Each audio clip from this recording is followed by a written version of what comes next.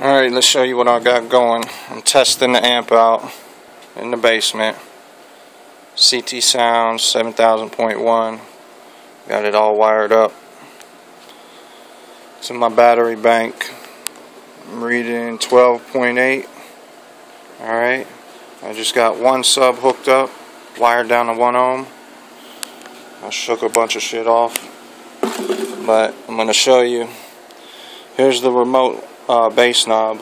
Okay, there's a switch under where the speaker terminals are. You can either put it on head unit, which means it'll turn on with the head unit, or to switch to remote, which means it'll turn on with your remote.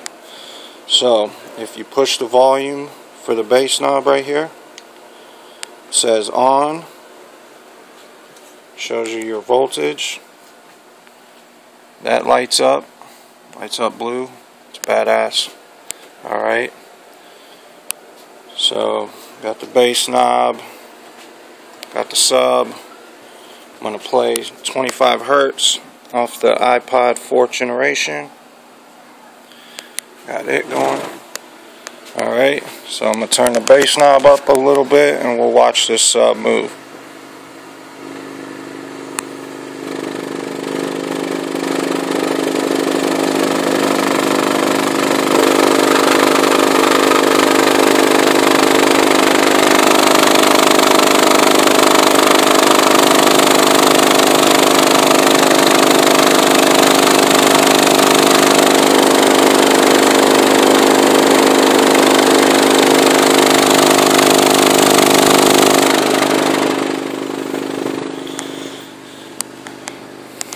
Oh yeah, that damn thing was moving so much, and my voltage is 12.6. Let me turn it up again just a little bit.